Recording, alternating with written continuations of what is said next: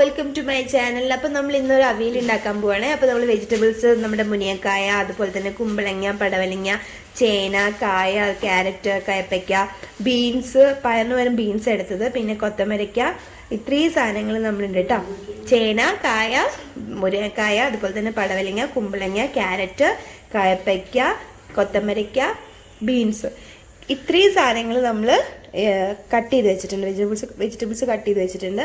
ഇനി നമുക്ക് എങ്ങനെ അവിയൽ ഉണ്ടാക്കാൻ നോക്കാം. ഓക്കെ, അപ്പോൾ നമുക്ക് ഇതിലേക്ക് തേങ്ങ ആവശ്യമുണ്ട്, അതുപോലെ തന്നെ ജീരകം, അതുപോലെ മോരും ആവശ്യമുണ്ട് കേട്ടോ. അടുപ്പത്ത് വെച്ചു. അപ്പോൾ അതിലേക്ക് നമ്മൾ ആവശ്യത്തിനായിട്ട് ഉപ്പ്, 2 സ്പൂൺ ഉപ്പ്, അതുപോലെ 2 സ്പൂൺ മഞ്ഞൾപ്പൊടി ചേർത്തു.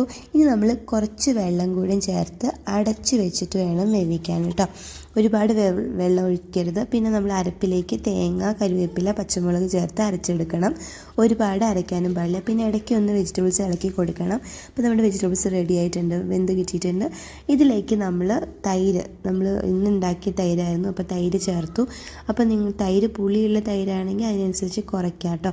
അപ്പോൾ നമ്മൾ തൈര് ചേർത്ത് നന്നായിട്ട് ഇളക്കി കൊടുക്കാം കേട്ടോ. അപ്പോൾ നിങ്ങൾക്ക് ആവശ്യത്തിനനുസരിച്ച് തൈര് ചേർക്കാം. അപ്പോൾ നമ്മൾ ആദ്യം കുറച്ച് തൈര് ചേർത്തു, അത് കഴിഞ്ഞ് നന്നായിട്ട് ഇളക്കിയതിന് ശേഷം നമുക്ക് കുറച്ച് കുറഞ്ഞു തോന്നിയപ്പോൾ നമ്മൾ 2-3 സ്പൂൺ കൂടി എക്സ്ട്രാ തൈര് ചേർത്തു കേട്ടോ.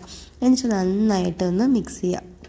നന്നായി ഇളക്കി അതൊന്ന് തിളച്ച് വരണം. അപ്പോൾ തൈര്, അപ്പോൾ നിങ്ങൾക്ക് ഗ്രേവി കൂടുതൽ വേണമെങ്കിൽ നിങ്ങൾക്ക് കുറച്ച് കൂടുതൽ തൈര് ചേർക്കാവുന്നേ ഉള്ളൂ. നമ്മൾ തിക്കായിട്ടുള്ളതാണ് അവിയൽ ഉണ്ടാക്കുന്നത്. അപ്പോൾ ഇത് നമ്മുടെ തിളച്ച് വന്നു. അപ്പോൾ നമ്മൾ ആവശ്യത്തിന് ഉപ്പ് ചേർത്തു. നമ്മൾ പൊതുവെ ഉപ്പ് കുറച്ച് പുറകോട്ടാണ്, അതുകൊണ്ട് കുറച്ചേ യൂസ് ചെയ്തിട്ടുള്ളൂ. നിങ്ങൾക്ക് ആവശ്യത്തിനനുസരിച്ച് ഉപ്പ് ചേർക്കാം. അപ്പോൾ ഇത് നല്ല തൈരൊക്കെ നന്നായിട്ട് ഗ്രേവി തിളച്ച് വന്നിട്ടുണ്ട്.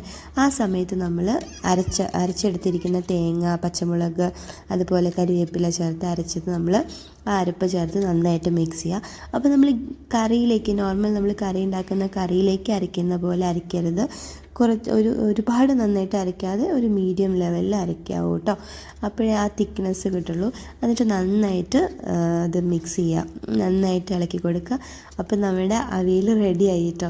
അപ്പോൾ നിങ്ങൾക്ക് ഗ്രേവിക്ക് അനുസരിച്ച് അതിൽ ഞാൻ പറഞ്ഞുള്ളൂ തൈര്, വെള്ളമൊക്കെ ചേർക്കാവുന്നേ ഉള്ളൂ. ഇനി നമ്മൾ അതിൽ കരിവേപ്പില ചേർക്കുക. പിന്നെ നമ്മൾ ടേസ്റ്റിന് പച്ച വെളിച്ചെണ്ണയും കൂടി തൂവിയിട്ട് അടച്ച് വയ്ക്കുക. അപ്പോൾ ആ മണം അതിൽ നന്നായിട്ടുണ്ടാവും. ദേ നോക്കി, ഇത് ടേസ്റ്റാണെന്ന് പറയുന്നത്, നല്ല മണം. അപ്പോൾ എല്ലാവരും ട്രൈ ചെയ്ത് നോക്കൂ. Thank you.